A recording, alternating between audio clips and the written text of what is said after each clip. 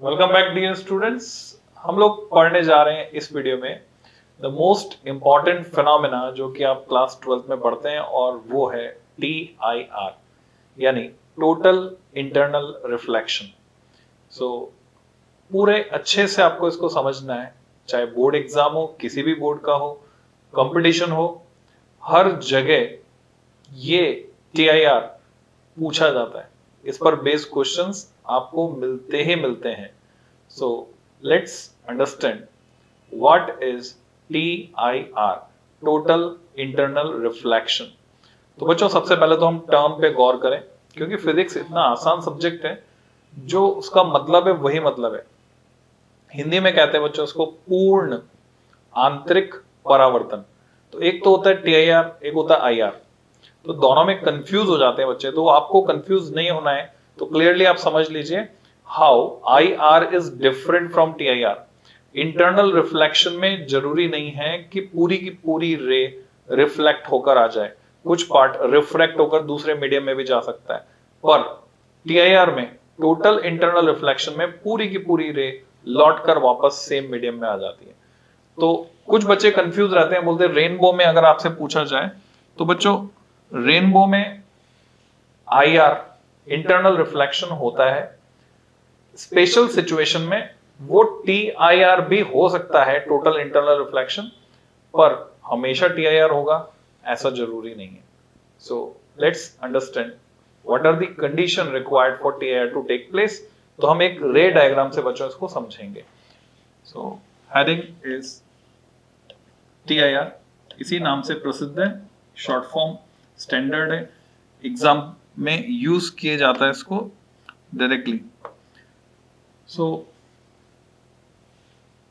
एक डायग्राम आपको बनाना है। सपोज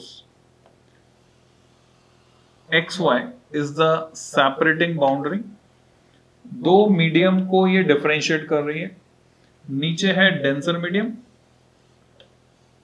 और ऊपर है रेयर मीडियम। माना कि कोई ऑब्जेक्ट, कोई बल्ब है, सपोज यहां जल रहा है पॉइंट O पर।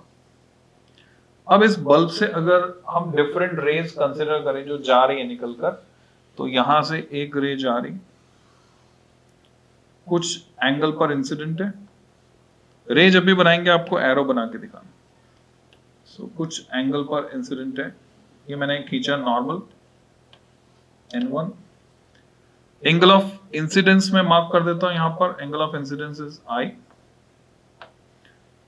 रे रिफ्रैक्ट होगी, क्योंकि ये जा रही है डेंसर टू रेयर, तो ऑब्वियसली नॉर्मल से दूर हटेगी। सो नॉर्मल से दूर हटी और ये बैंड हुई।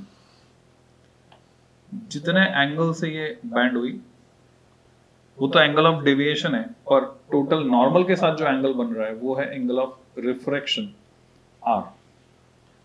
हमें पता है कि रिफ्रैक्टिव इंडेक्स अगर मैं यहां पे लिखता हूं N, जनरली N की वैल्यू हम 1 से ज्यादा लेते हैं, क्योंकि डेंसर मीडियम का रिफ्रैक्टिव इंडेक्स हम एक्सप्रेस करते हैं with respect to rare medium. तो सपोज ऐसा ही कुछ यहां पर है, तो N जो है डेंसर मीडियम का रिफ्रैक्टिव इंडेक्स है with respect to rare medium. तो मैं उसकी वैल्यू क्या लिखूंगा, सोचकर जवाब देना, सोचकर देखना। सेकंड मीडियम अभी रेयरर है, फर्स्ट मीडियम डेंसर है, और मैं कह रहा हूं कि डेंसर मीडियम का जो रिफ्रैक्टिव इंडेक्स है वो N है विद रिस्पेक्ट टू रेयरर।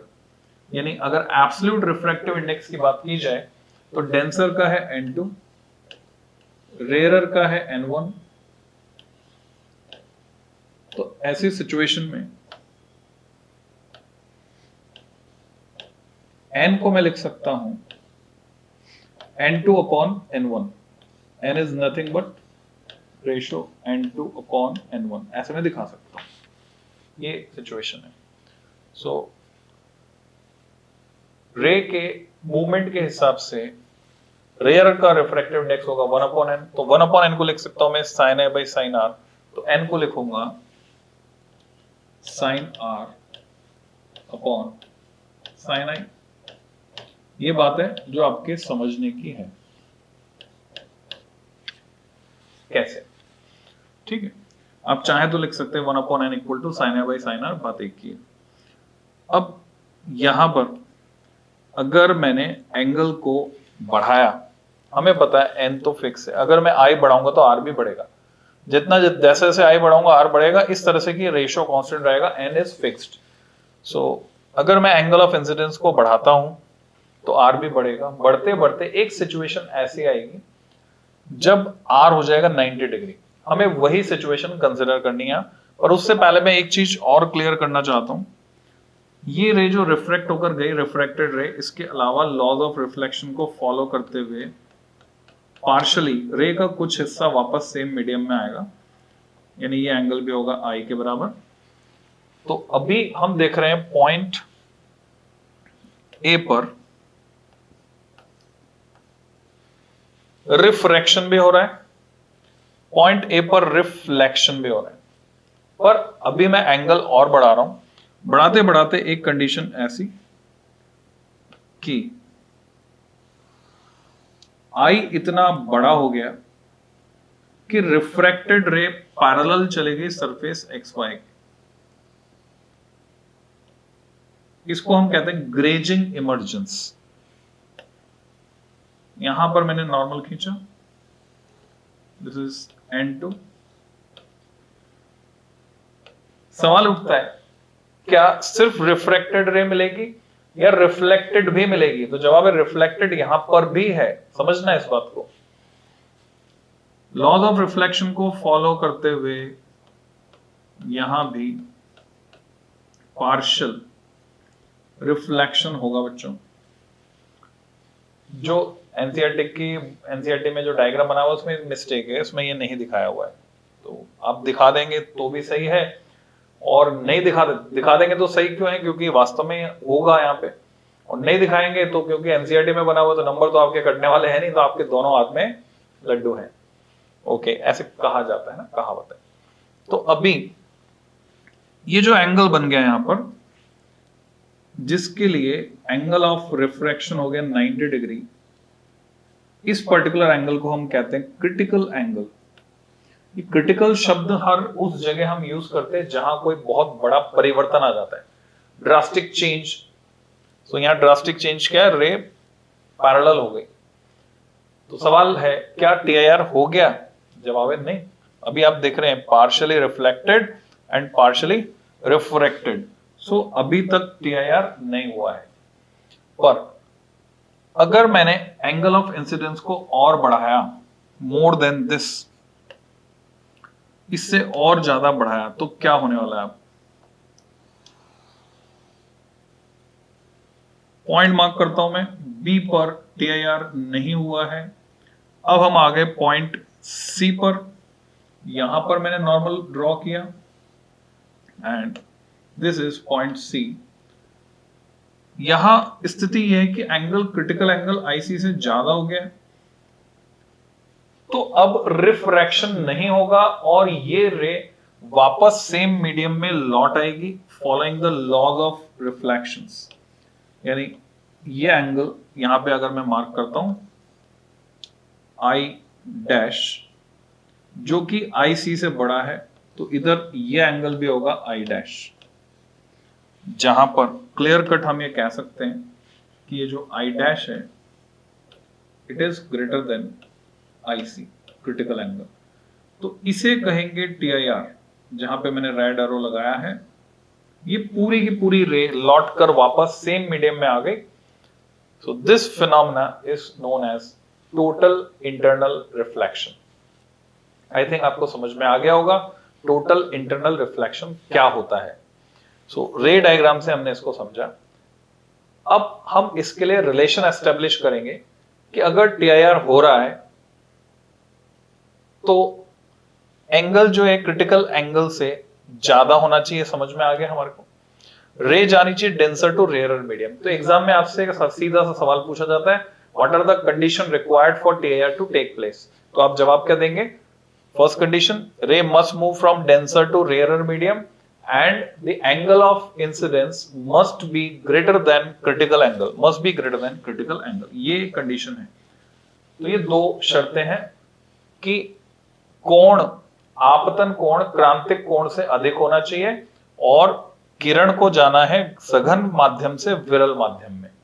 ठीक है, अब हम कंडीशन निकालेंगे, रिलेशन निकालेंगे बच्चों, रिफ्रैक्टिव इंडेक्स n और क्रिटिकल एंगल IC के बीच, जिसके लिए आपको 2 नंबर मिलते हैं एग्जाम में। So heading is relation between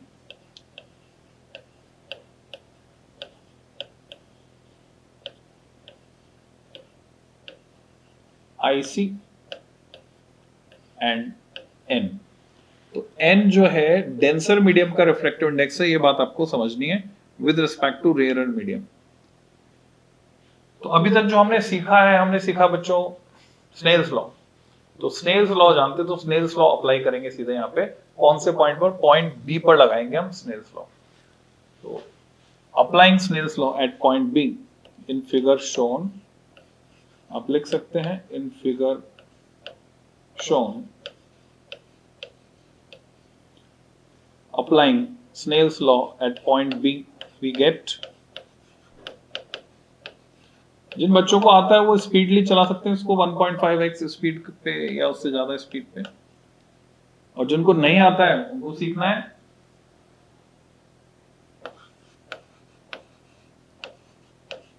at point B we get, आजकल पूरी लैंग्वेज मांग रहे, तो पूरी लैंग्वेज लिखनी होगी आपको। So you can see here क्या मिलेगा हमको। बी पर मैंने स्नेल्स लॉ लगाया, तो समझने की बात है 1/n, 1/n रे जा रही है रेयर मीडियम में। रेयर मीडियम का जो रिफ्रैक्टिव इंडेक्स है with respect to denser medium वो है 1/n, तो मैंने लिखा 1/n। या फिर शुरू का आपको याद है तो n को क्या लिखेंगे, sin r upon sin i, पर 1/n को लिख सकते हैं आप sin IC जो कि क्रिटिकल एंगल है, अपॉन sin 90, क्योंकि r किसके बराबर है, 90 डिग्री के बराबर। और यहां से आपको सीधे सीधे रिलेशन मिल जाता है 1/n, क्योंकि sin 90 1 हो गया, equal to sin IC। And this is very very important relation, बहुत काम का है। यही हमको डिराइव करना था, बहुत सिंपल सा डेरिवेशन आपने देखा। अब इसको कैसे यूज करते हैं, इसको दोनों डायरेक्शन में यूज कर सकते हैं। अगर मैं यहां से IC कैलकुलेट करता हूं critical angle, then it is sine inverse 1/n। तो दोनों तरह से इसका इस्तेमाल करना हमें आना चाहिए। तो कैसे यूज होगा, एग्जाम्पल से समझते हैं।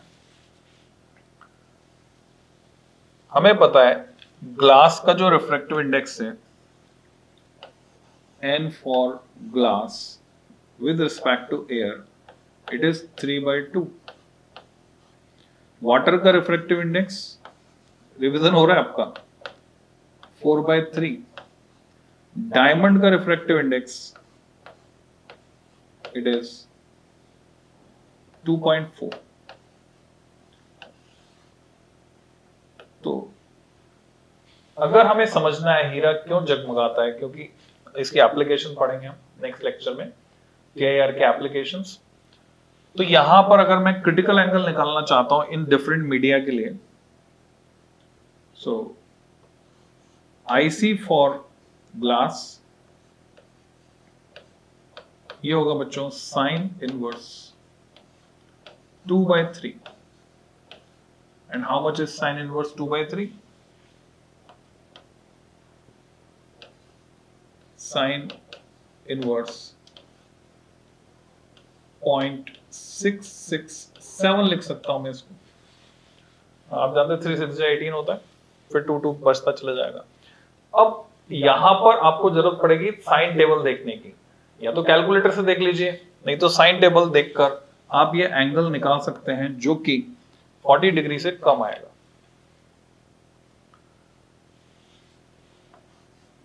ओके, 41 डिग्री के आसपास आएगा, 41 डिग्री कुछ मिनट, 41 पॉइंट कुछ डिग्री आएगा, ये आप वेरीफाई कर सकते हैं।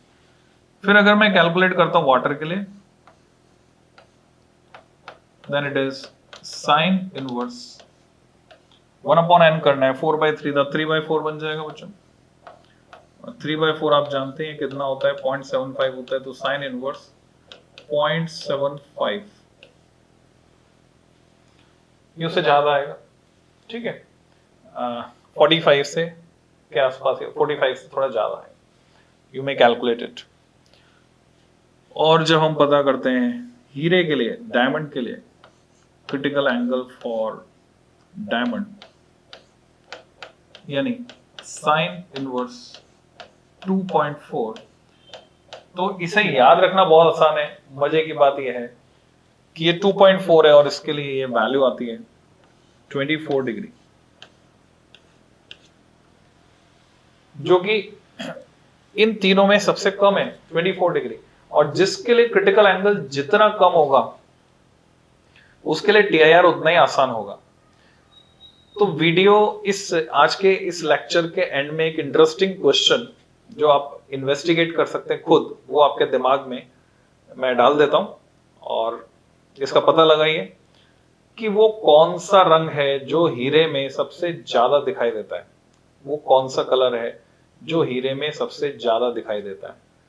तो इसके लिए हिंट मैं आपको दे रहा हूं। देखिए, ये था एंगल, ये जो रिफ्रैक्टिव इंडेक्स था, यहां इसकी बात करें तो ये 1.5 था,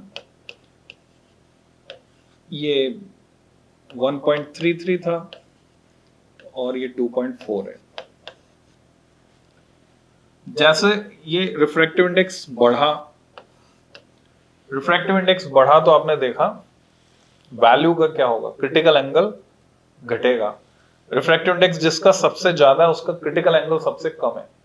तो हम जानते हैं रेड और वॉयलेट में रिफ्रैक्टिव इंडेक्स किसका ज्यादा है। रिफ्रैक्टिव इंडेक्स को मैं एन से दिखा रहा हूं, तो रेड कलर का रिफ्रैक्टिव इंडेक्स कम होता है, वॉयलेट का ज्यादा होता है। और जिसका रिफ्रैक्टिव इंडेक्स ज्यादा होता है उसके लिए क्रिटिकल एंगल कम होता है, जिसके लिए क्रिटिकल एंगल कम होता है उसका टीआईआर आसानी से होता है, और जिसके लिए टीआईआर आसानी से होगा वो ज्यादा दिखेगा। Just verify it practically. So बच्चों, फिर मिलते हैं नेक्स्ट वीडियो में। Till then, happy learning.